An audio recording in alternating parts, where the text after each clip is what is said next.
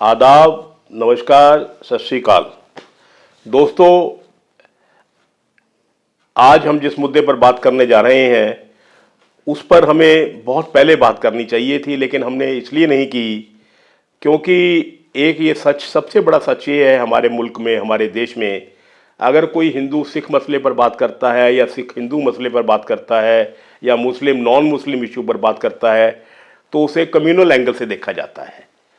लोग उसको और रंगत दे देते हैं। आप कहना कुछ और चाहते हैं, लेकिन उसको लोग जो जो ठेकेदार होते हैं दूसरे धर्म के, उसको और नज़रिए से पेश करते हैं। तो हम उस मुद्दे से बहुत चाहते हुए भी बहुत 3-4 महीने से हम उससे दूर रहे, लेकिन अब हालात ऐसे हो गए हैं जिस पर बात करना ज़रूरी है। आप लोग समझ ही गए होंगे, हम बात कर रहे हैं भाई अमृतपाल सिंह की, जो आजकल पुलिस की निगाहों से फरार हुए हैं। हम इस मुद्दे पर बिल्कुल बात नहीं करेंगे, पुलिस ने किया नहीं किया, भगाया नहीं भगाया, कोई बात नहीं करने वाले हम।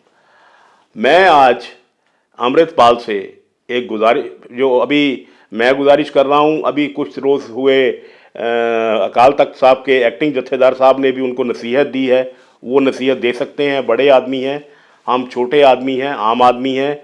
हम उनसे गुजारिश कर रहे हैं कि अमृतपाल, आप जहाँ भी हो, कहीं भी हो, जैसे भी हो, रब के लिए, बाबा जी के लिए, वाहेगुरु जी के लिए आप सरेंडर कर दीजिए।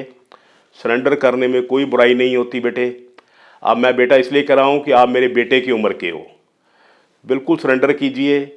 सरेंडर करने से कोई नुकसान नहीं होगा, थोड़ी मोटी मार पड़ेगी, कोई गल नहीं यार, हैं 4-5 साल की सज़ा हो जाएगी। अभी कोई मर्डर का केस नहीं है, कोई डाकू का केस नहीं है आपके ऊपर, सिंपल सी धाराएं हैं, ये टूट भी जाएंगी। गवर्नमेंट अगर चाहेगी तो गवर्नमेंट भी कुछ कर सकती है, नहीं है, वकील आजकल अच्छे हैं, मैक्सिमम 4-5 साल की सज़ा होगी यार, और क्या है। तो ठीक है, गलत तो हमने किया ही है ना, तो उसकी सज़ा मिलनी भी चाहिए। तो आ जाओ वापस, थोड़ी बहुत सज़ा होती है ले लो, और आगे से बच्चे अपना रास्ता अच्छा चुनो। देखिए, मैं आज ये बात क्यों कह रहा हूँ, कहने की या ये कहने की हिम्मत मेरे में कैसे हो गई। मैंने उसको सारा देखा, टीवी में स्टडी किया।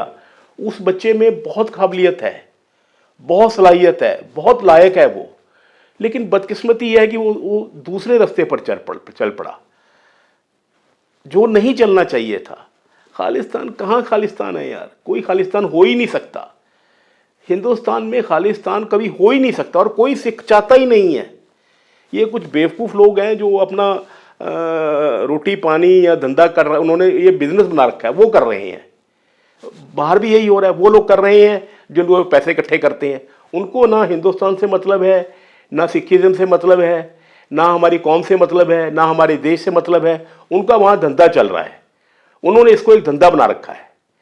तो बेटे, बहुत काबिलियत है तेरे में, बहुत सलाहियत है, वापस आ, 2-4 साल सज़ा काट, फिर ये बंदूकें छोड़ दे। बंदूकों से आदमी कोई बड़ा नहीं होता। तीर तलवार से ना कभी देश बना है, ना कभी इंसान बना है। हिटलर देख लो, इतना बड़ा आदमी तबाह हो गया है जी। सिकंदर क्या था उसके पास, जब तक उस तीर तलवार रही ज़ीरो रहा, जब उसने तीर तलवार छोड़ रही वो भी अच्छा आदमी बन गया। तो अच्छा आदमी बनो। यूथ है जो हमारा, वो आपको फॉलो करता है बेटे, आपको फॉलो करता है। मैं सच्चे दिल से कह रहा हूं, उस यूथ को आप सही रास्ते पे लेके आओ। उस यूथ को कहो भी ड्रग्स छोड़ दे, उस यूथ को कहो भी सिखिज्म से जुड़े। लोगों को सिखाओ कि भी शादी में खर्चा ना करें, जो कुड़ियां मारी जाती हैं वो बंद कराओ। ये काम करने वाले हैं यार तेरे, तू किस कामों में पड़ गया। अच्छा आदमी है बेटे, देश के लिए काम कर, अपनी कौम के लिए काम कर। मैं फिर कहता हूँ, अगर यही रास्ता अपनाया तो एक गोलियों की बौछार हो जाती है यार, आदमी का नामो निशान मिट जाता है। बाद में अगर किसी गुरुद्वारे में तस्वीर लग भी गई तो क्या फ़ायदा। आप सब जानते हो मैं क्यों कह रहा हूँ, है। तो मेरा अमृतपाल से दोस्तों कोई रिश्ता नहीं है, लेकिन मेरा ये रिश्ता इस देश से है, मेरे पंजाब से है, मेरे पंजाब के यूथ से है। गौरव यादव डीजीपी साहब और हमारे मान साहब जो वज़ीर आला हैं, ये 100% इस बात पर सहमत होंगे कि ये लड़के में काबिलियत है, सलाहियत है। इसको मैं गवर्नमेंट को भी कहता हूँ हाथ जोड़ के, इसको एक मौका दीजिए, इसको वापस आने दीजिए, इज्जत से वापस लेके आइए। चलिए गलती हो गई, अपने घर में भी बच्चे हैं यार, उनसे गलती हो जाती है, कितने बच्चे हैं जो गलती नहीं करते, सब करते हैं और बाद में घर आ जाते हैं, माँ बाप उनको अपना लेते हैं और वही बच्चे कल सर का ताज हो जाते हैं।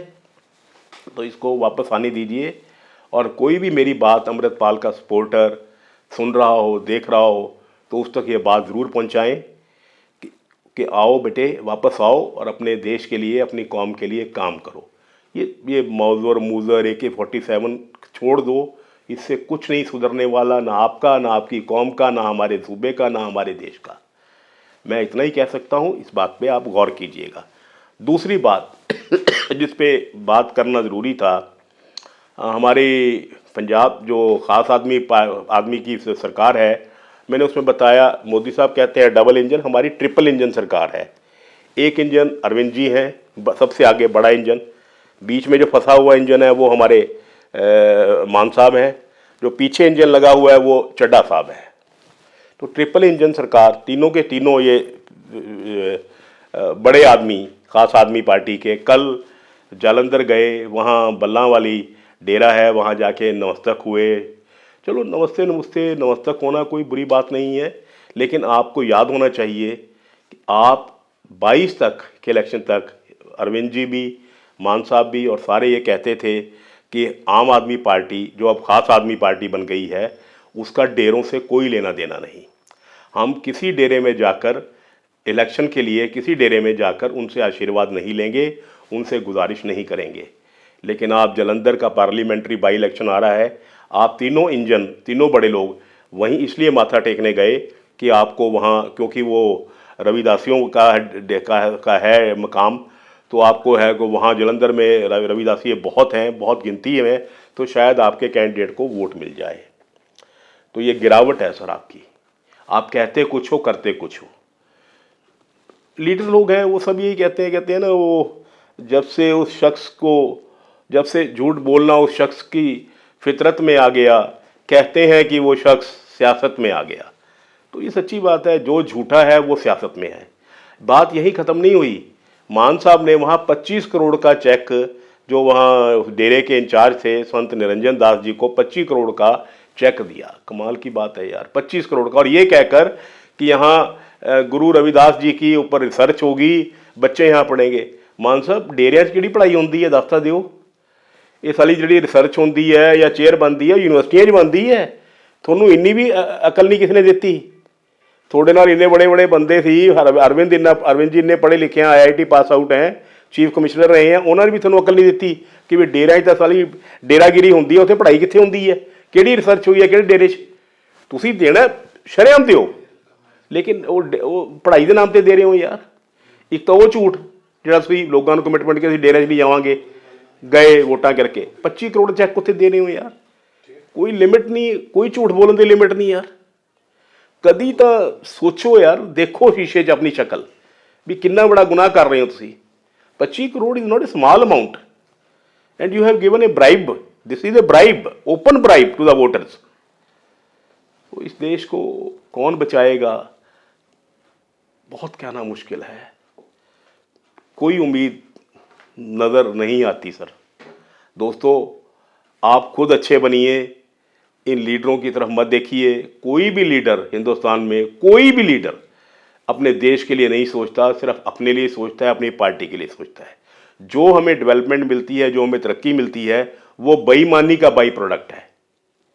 मैं फिर कह रहा हूँ, वो आज़ादी का नहीं, वो बेईमानी का प्रोडक्ट है, बाई प्रोडक्ट है। तो मैं उस पर अगली बार बात करेंगे। अभी हम आज अपनी गुफ्तगू यहीं ख़त्म करते हैं। एक मान साहब और अरविंद जी से हाथ जोड़ के गुजारिश करते हैं कि पंजाब का पैसा ऐ ना लुटाओ सर, रिश्वत देने के वोटरां नूं होर बहुत तरीके हैं, ऐ ना करो यार, और वो भी तुसीं धर्म के नाम पर कर रहे हो। और दूजा, Amritpal, please listen to me, please listen to me. कोई सिखां नाल तशद्दुद नहीं होया उरे, ठीक है यार, कदी कदी कोई वारदात हो जाती है, हर एक देश हुई है। तो इस करके please come back and start a new life. शुक्रिया, थैंक यू, खुदा हाफिज़, सत श्री अकाल।